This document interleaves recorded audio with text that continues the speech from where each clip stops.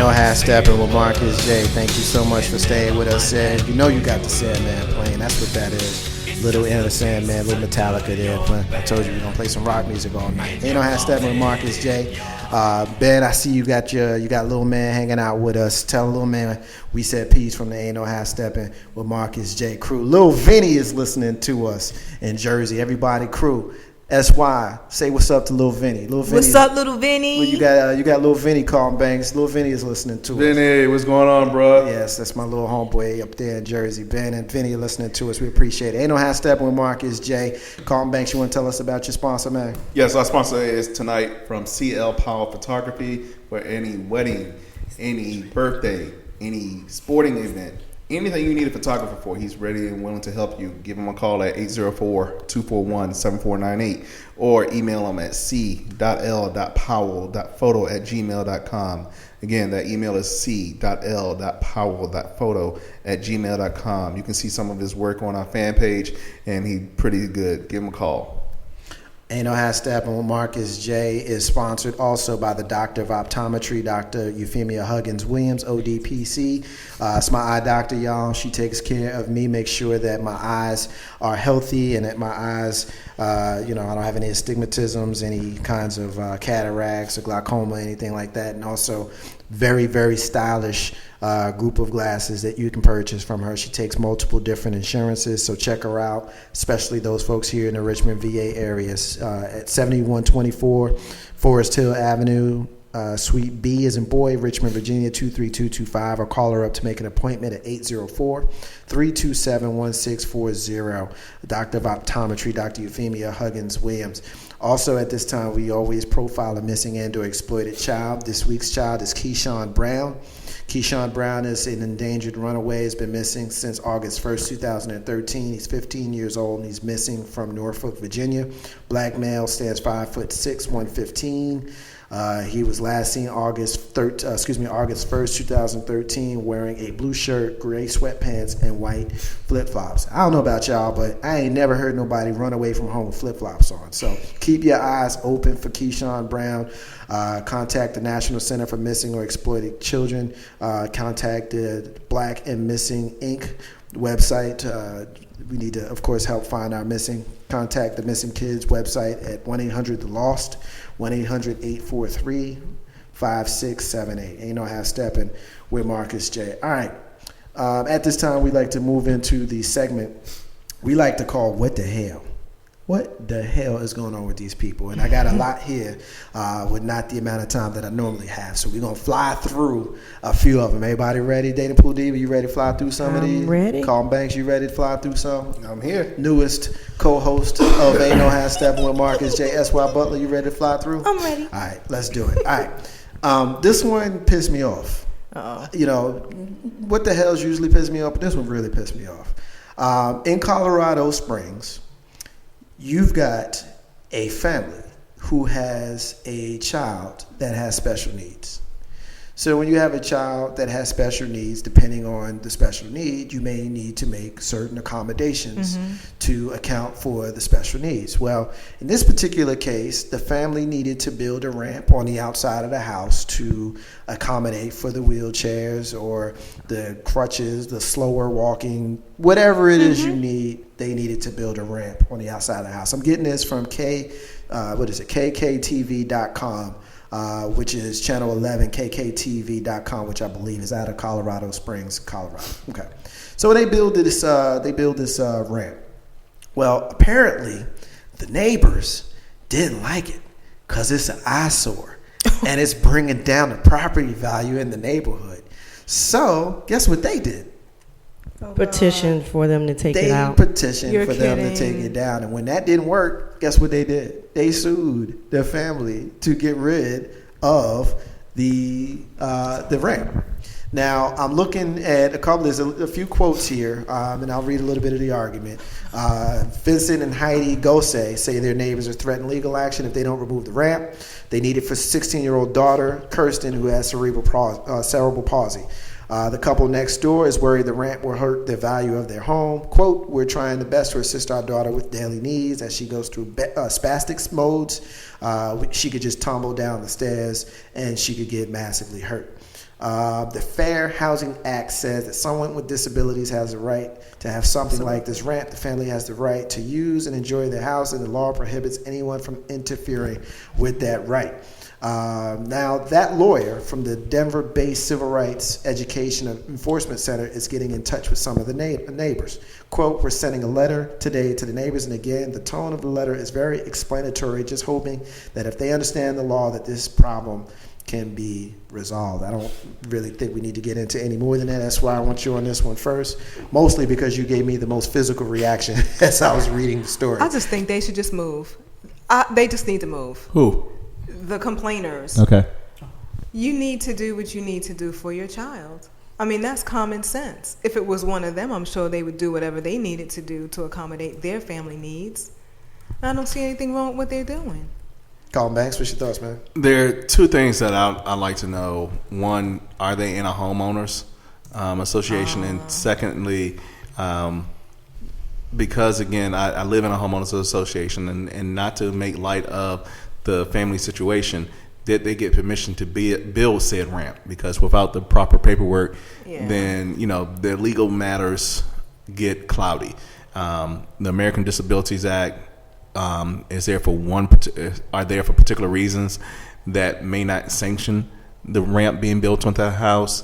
But again, it has to be something that was required pre-building, not post-building. Therefore, it falls into the homeowners association. That kind of thing, it's where it gets cloudy. Most likely not, though, if they did a petition and that didn't work, because the first place they would have went to would have been the board for the association. Right, so. And you only need neighbor to the left and neighbor to the right to sign off on it. So most likely not. Dating Pool Diva, what's your thoughts on this story? I just think it's all for its discrimination, and I don't understand how they're able to sue these people for doing what they have to do for their kid. So I mean, I hope it gets thrown out of court and they can do what they need to do, which they already built it. So here's my thing on it. I understand what Colin Banks is saying. I'm not going to disagree with him like I normally do.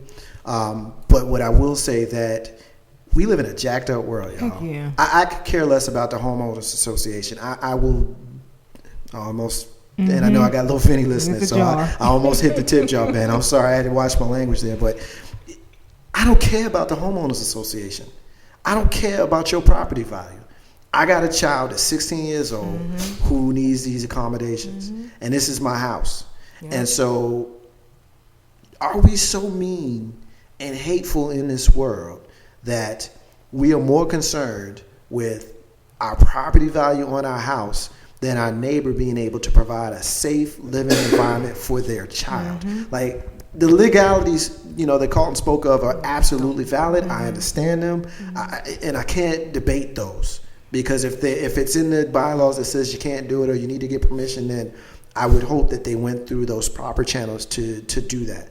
However, forget all of that, because like whenever we talk about legal issues, I always like to come back to what? Common sense and common decency and common decorum, y'all. It's just crass that you going to complain that your neighbor has a ramp and you don't like the way the ramp looks, so you're going to complain about the ramp. Like, really? Dating Pool Diva, seriously? But I bet he changed his whole viewpoint if somebody in their family fell down the steps and broke their neck and needed a ramp or something. You know what I'm saying? It's just because they can't identify with the situation. What's going on. Yeah.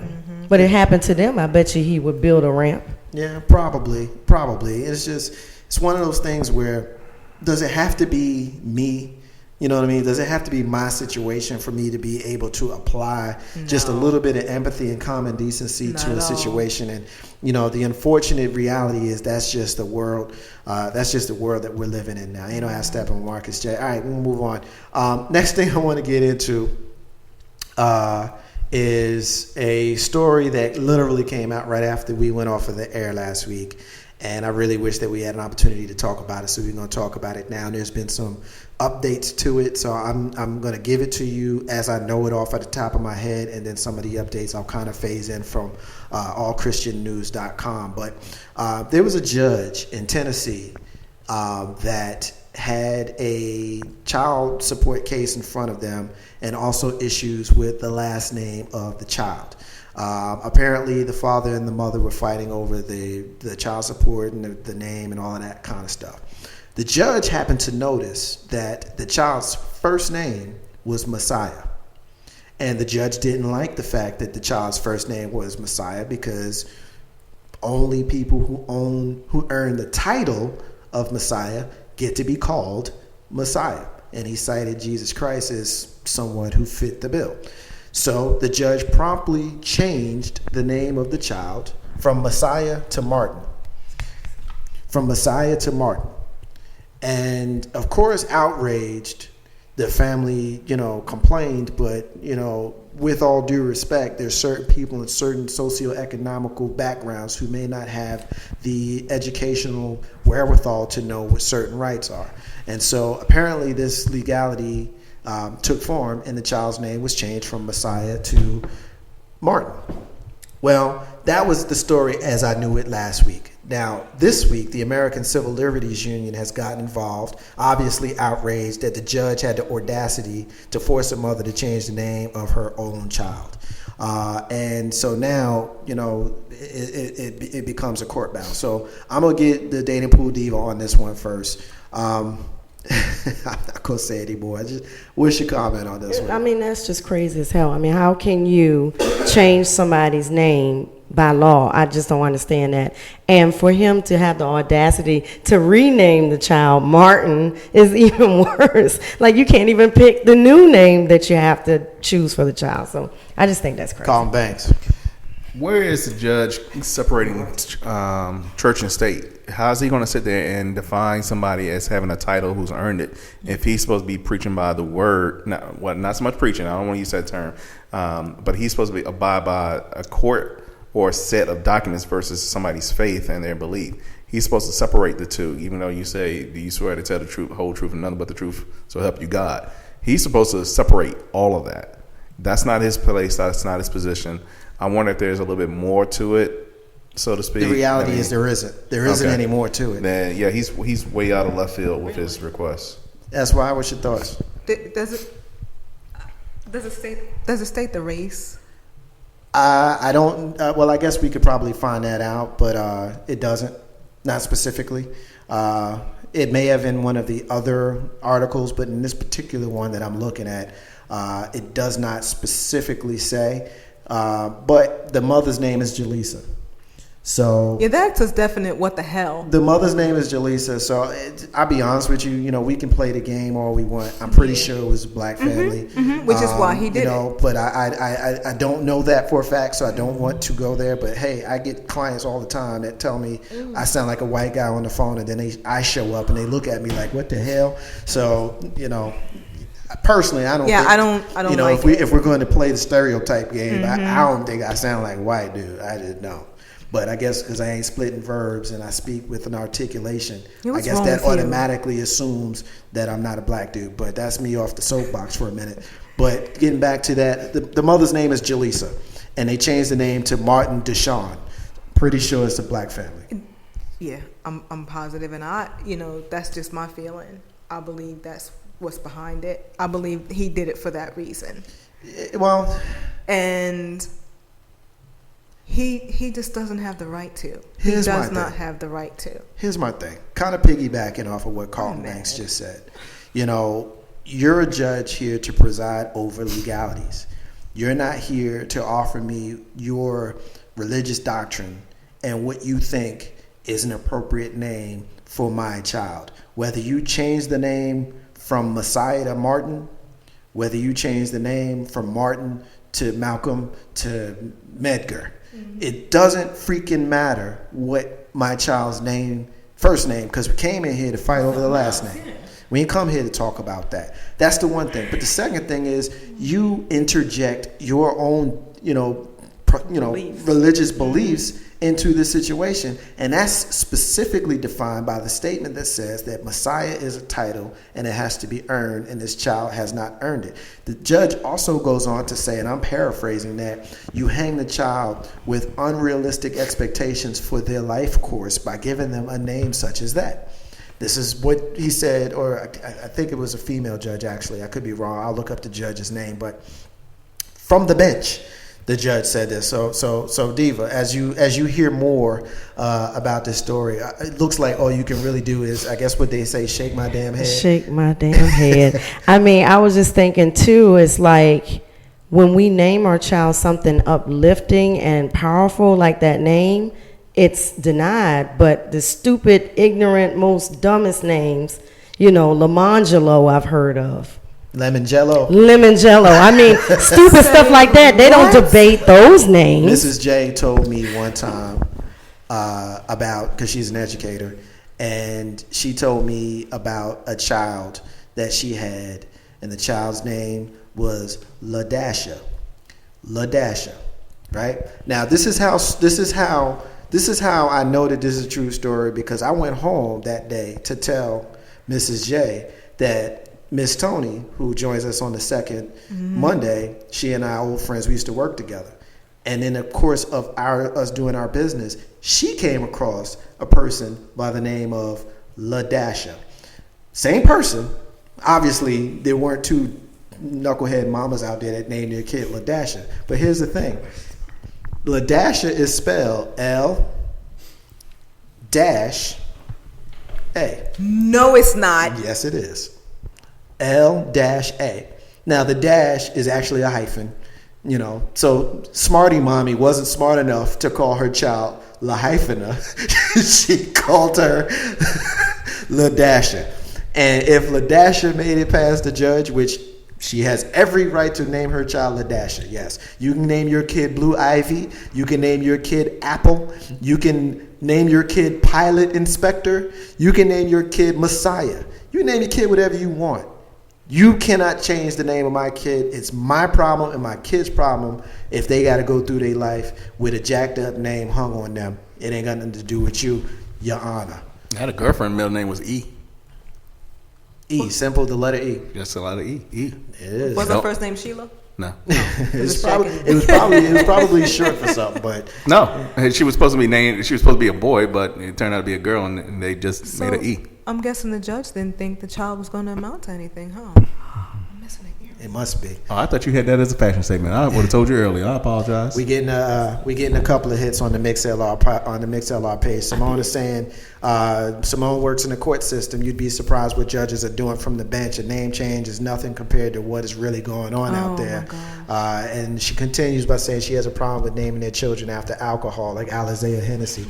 Yeah. Because straight up stripper names like Mercedes. Well, Mercedes is a cultural name, but you get the Lexus. That ain't no cultural name. That's a stripper name. Actually, if it wasn't a liquor, I would like Alizé. I would like Alizé. I think it's cute. No. If you was named Alizé prior to say 10 years ago when that drink became popular, like if you're 25 and your name is Alizé and it's on your birth certificate, then I probably don't have that much of a problem. But if you're 6 and your name is Alizé, I feel a little bit different about it. Ain't no half stepping. Ain't no half stepping with Marcus J. Now this next one, I'm a little bit mad about this one. I teased this one in the intro about the lesbian who had gotten fired. It's a gym teacher. Lesbian gym teacher is fired after she basically gets outed as a lesbian in the obituary for her mom. Her mom had passed away. The obituary is written up. The obituary, of course, is made public, and her job at the school people ended up finding out, and they were not happy with her lifestyle choice, so she ended up losing her job behind it. And she of course is in the process now of trying to get her job back. This all went down in February, but as of now, SY, she is not working. Carla Hale, she's 57 years old. She got fired in March, right after her mother's obituary in February detailed her relationship with the woman. So it is a photograph of her here. So sometimes I don't even really know how to continue when I have these stories, but I'm gonna come to you on this one first. What's your thoughts? What? Why was that in the obituary? Well, as far as why it was there, I'm not sure. My guess is. Is it like when they say married to? I've seen situations where, like when my grandmother passed away in July of 2003, it said very special friend next to, her, and she had a very special, we loved him like he was granddaddy, even though he wasn't. And so my guess is that's the situation that we had here. And then when it was made public, they said, oh, hell no, she got to go. Now, she teaches at a high school that's a Catholic high school. Oh. And so it's the Diocese of Columbus in Ohio. She had been there for 19 years. That's why. And it listed the name of her partner. And she's trying to get her job back. Now, Bishop Franklin Campbell said Hale was fired not because of sexual orientation, but because she violated the church's moral teaching by having what he described as a quasi-spousal relationship with a woman.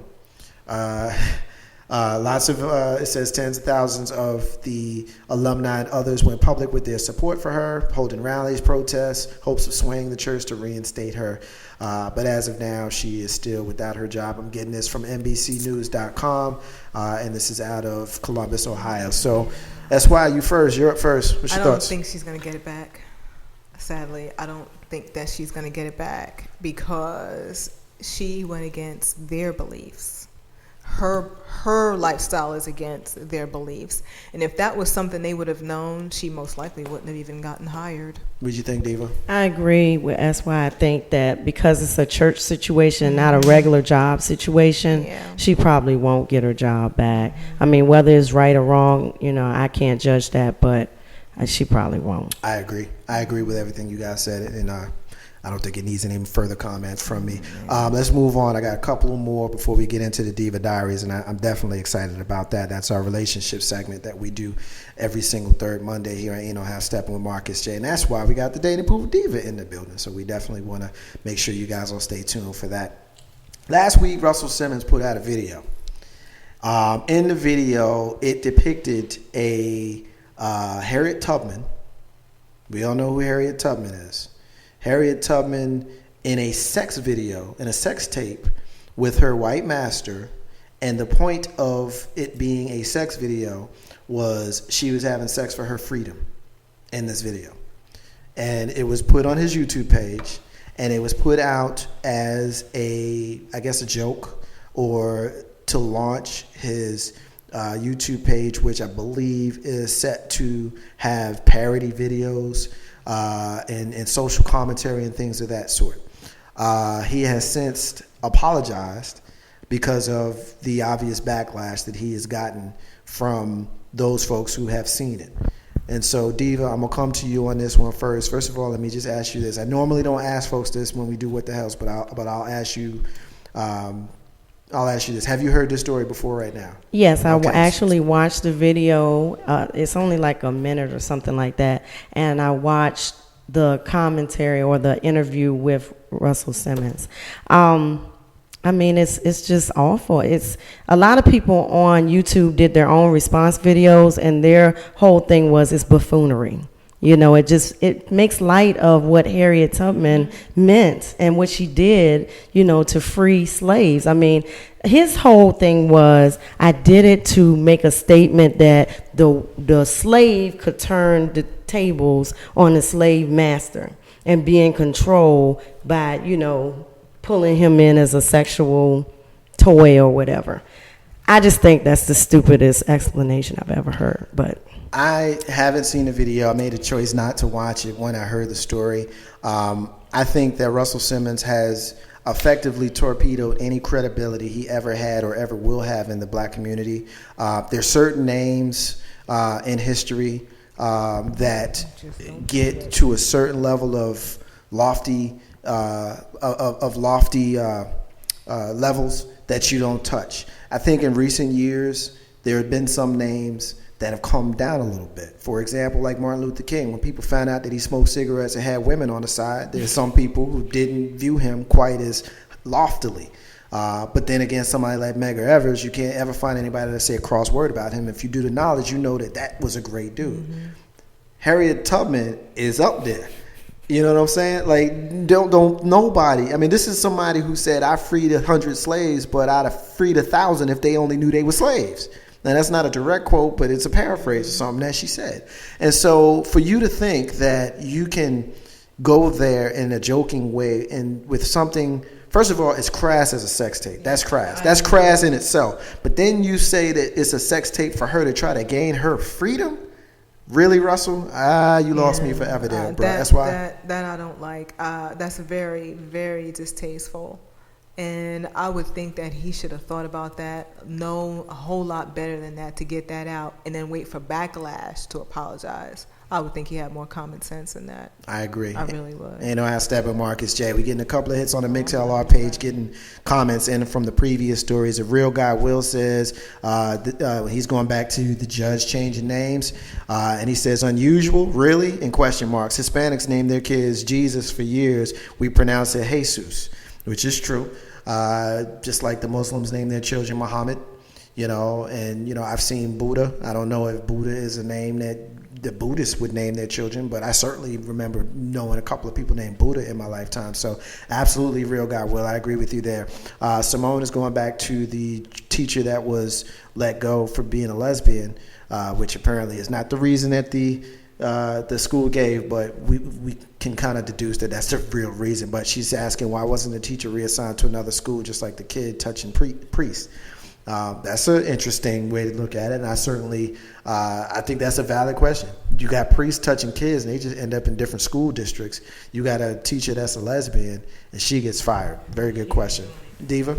Well, I just had a question about the priests. Do they go to another religious institution, or do they go to like a regular We've school? certainly seen precedent, and unfortunately I don't have any specific cases that I could cite, but I think we've seen cases where priests under suspicion have been, quite frankly, reassigned, as Simone has suggested. And next thing you know, we only find out about the first incident because there's become a second one. So that's what it is. Ain't no have stable Marcus J. We got a couple more, and then we're going to get on out of here. Once again, Mayor Michael Bloomberg has made his way to Ain't No Half Step on Marcus J. Getting this from yourblackworld.net. He wants to have every single person in public housing fingerprinted. What an idiot. If you live in public housing, he wants you fingerprinted. 400,000 people living in public housing, most of whom are minorities. Many, of course, are outraged at the mere suggestion because they think that it may violate people's basic rights. He is as stupid as the day is long. I'm not going to get into a whole lot of what the article says, but one thing I will say, of course, we know that fingerprinting is something that's associated with criminality. It's a common way for law enforcement officials to keep track of, monitor, and find criminals. So why in the world would Bloomberg suggest that law-abiding citizens who happen to be poor, should be subjected to such a humiliating practice? I'm going to get you on this first, SY. What's he going to do after he fingerprints them? And let's just say somebody is a criminal.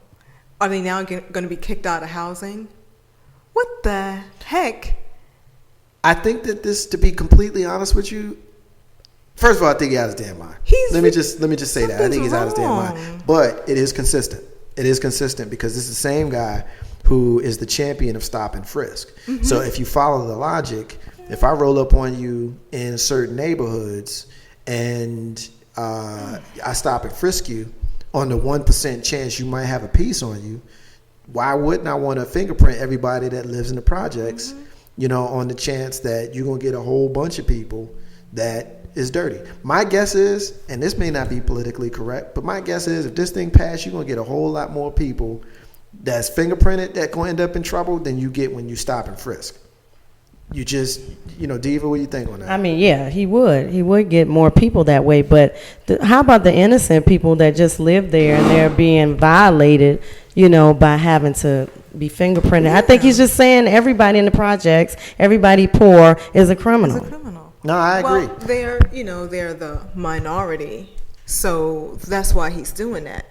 He's just hateful. Well- He's a hateful little man. I've never heard of the man till tonight. You never heard of my Mayor Michael Bloomberg? God. Well, I mean, Don't go you know, to New kind York. of piggybacking on this case. I read an article today. I got from callinpost.com news that said that, quote, white on white crime is more prevalent than black on black crime. But when you hear the phrase black on black crime, it's a hot button phrase that you hear because that's the media making sure that, you know, that kind of, you know, mindset stays on the minds of the masses. It's consistent with the rest of the mind control. I didn't have this story set to really get into, so I won't really get much into it, but I will say that the information was pulled from FBI homicide data, and the crime statistics are from 2001. And basically what it's saying is that from 1980 to 2008, a majority, which is 53.3% of gang homicides were committed by white offenders. And a majority of the victims were white, 56.5%. And so if this is coming from the from the FBI database, we're talking about percentage. So, you know, nobody says white on white No, crime. they just want to keep us in the forefront. Nobody says Chinese on Chinese crime, you know, but we real quick to say black on black crime, which I know Carlton and I debated this a long time ago. We won't get into it now, but I made the point that crime is a convenience thing. You know, it's a locale thing. So if you in Chinatown and you feel you got the notion to rob somebody, you're gonna rob somebody in Chinatown, whether you Chinese or not. If I'm a black dude and I happen to be in Chinatown, I'm gonna probably rob somebody that's Chinese, because that's where I'm at. That's where you are. That's where you are. Ain't no how Steppin Marcus yet. The last thing I want to get to Man. is the one that more than any of the other stories that we did tonight, this is the one that riled me up the most. I know that I said that I was riled up a few times, but this one absolutely riled me up the most. The Texas Board of Education is revising their textbooks. I'm getting this from newslow.com. Okay? Texas Board of Education, and I've heard about this coming for a long time. One thing that most folks should know is that Texas is where, first of all, Texas and Florida is where a lot of jacked up stuff happens. Off the subject, but Texas is where a lot of the textbooks are made and written that are dispersed all throughout the country. A lot of them come from Texas. If all you got to do is look at the copyrights and look at the publishers to see that. Anyway, Texas Board of Education is drawing scrutiny because their curriculum seems to favor more conservative-friendly versions of history and science. After revising textbooks last year to emphasize Christian influences on the Founding Fathers and introduce intelligent design and biology classes, the board voted 9-0 today to change official nomenclature regarding slavery.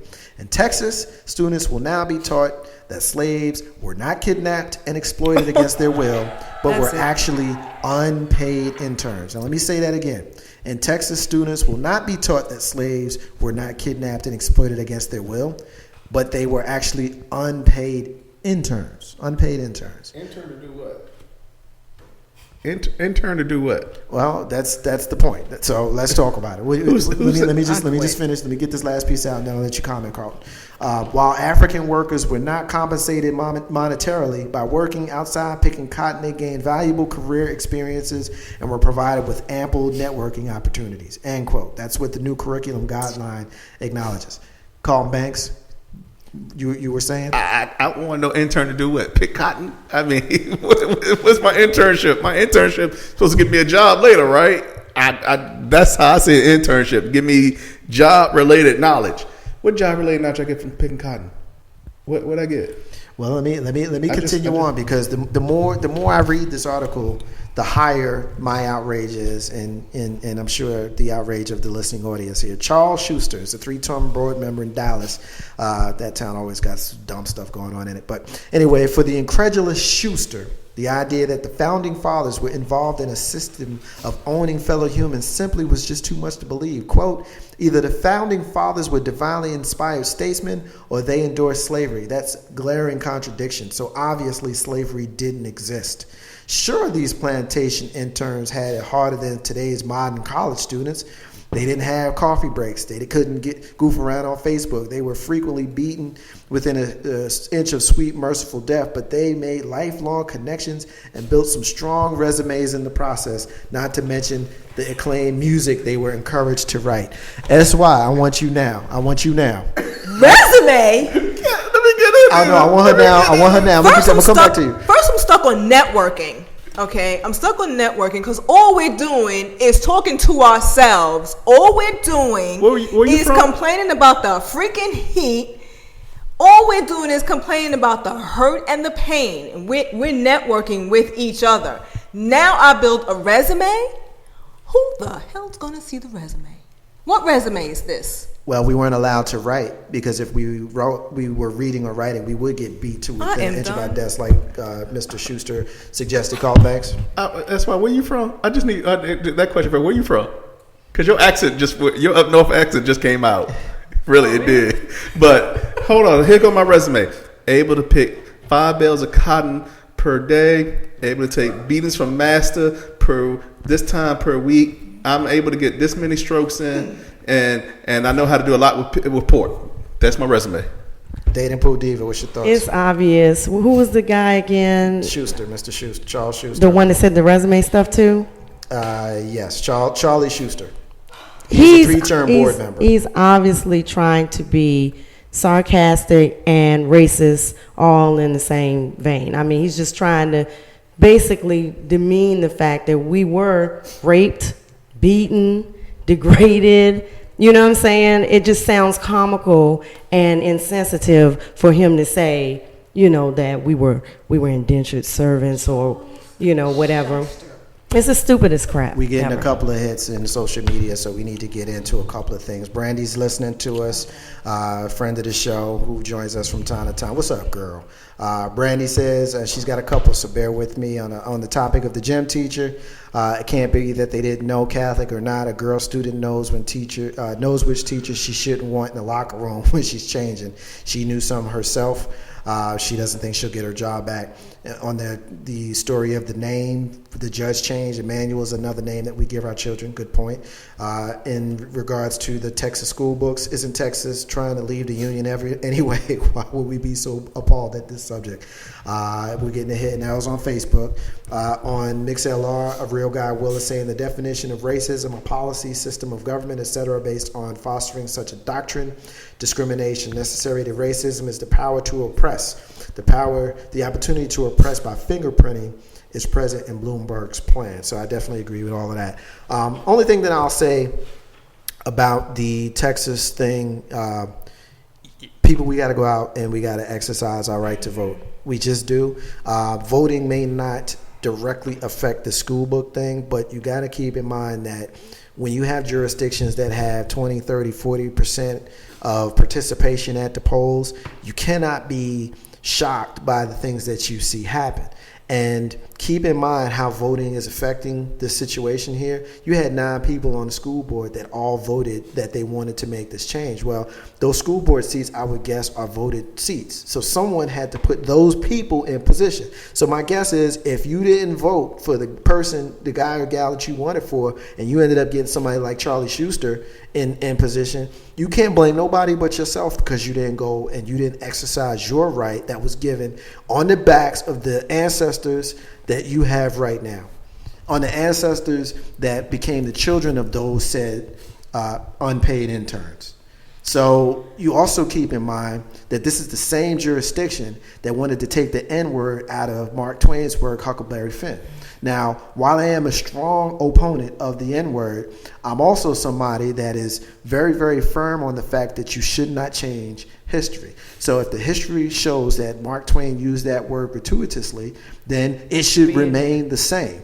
And I think if I, in the 1980s, can go to school and read Huckleberry Finn and see that word littered in it, then my daughter can go to school right now, regardless, because that word was there when we were growing up. That word's going to be here when we long and gone. So I don't want to be that guy that acts like history wasn't there. You cannot change history. And that's what they're doing. Again, it's a plan. Why do they want to change history? They want to change history so they can soften the masses. That's why they promote the N-word. Yeah, we use it, but they they promote the use of it. That's why you see it everywhere. That's why you hear it everywhere. Softening everything. Oh, they weren't slaves. Because if you think of yourself as a former slave, then you're going to be mad. You're going to be fired up. You're going to be riled up.